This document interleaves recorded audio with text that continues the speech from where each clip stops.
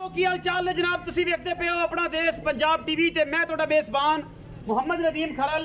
सब तो पहले अपने चैनल को करना सबसक्राइब ते बेल आइकन ते क्लिक करना है कि अच्छी ते बेहतरीन वीडियो का नोटिफिकेशन हमेशा इस तरह तुहानू मिलता रहे ते तुसी देखते रहो।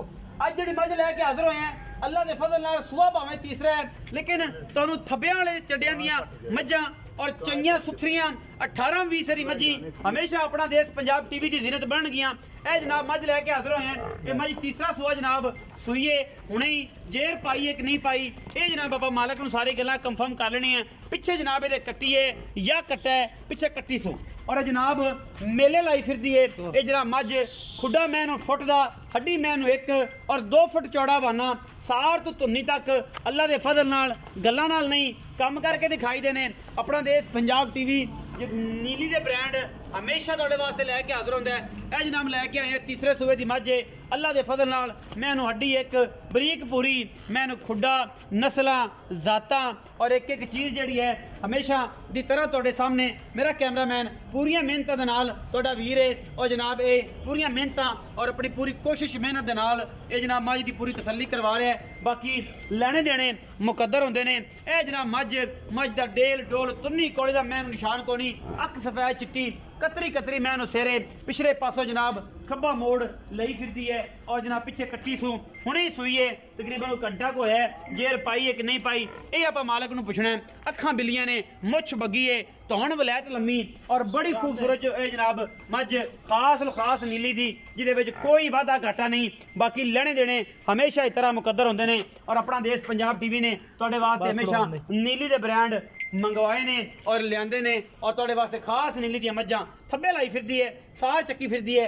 बाकी इंशाल्लाह 17-18 लीटर दुध इनाम देना चाहिए इस मझ नूं, अगर इन्हें नहीं देना तो फिर किन्ने देना। आओ जी पिछे ते कट्टी है कैमरा में जरा कट्टी विखा दे। ए जी पिछे कट्टी माशाल्लाह सजरी सुई खड़ी। आओ जी भट्टी साहबान किन्ने आना, चाचा ने आना बतरिये ने आना, चाचा ही आ जाएगा। अस्सलाम वालेकुम सर। वालेकुम खलील भाई की हाल चाल है? अल्लाह की रहमत ठीक ठाक हो? तबीयत से तक यार है अल्लाह की रहमत सब फिट फाट हो भाई? खलील मैं भाई कितना सुआ सुई है? दूजा सुआ सुई है। हाँ जी। अच्छा कदों सुई है? तकरीबन 3 घंटे हो गए। 3 घंटे हो गए जे जुर पै गई हाँ अल्हम्दुलिल्लाह हर चीज बिल्कुल छट्टे फारे वादे घाटे दी तसल्ली हाँ चोई तो कोई ना नहीं चोई कोई नहीं पिछे कट्टी सू हाँ जी, पिछे कट्टी की मोहब्बत प्यार वाला मोल ते की अंदाजा कितना दूध कर जाएगी? दूध मैं करूँ 15-16 किलो 15-16 किलो पक्का गारंटी है इंशाल्लाह अल्लाह के फजल नाल। की मोहब्बत प्यार वाला मोल? 3,30,000 रुपये 3,30,000 विचों को लाड प्यार थोड़ा करना कर ला 19 की हो जाएगी। हो जाएगी प्यार मोहब्बत करोगे कर लांगे। 3,30,000 रुपये डिमांड करते हैं भाई खलील।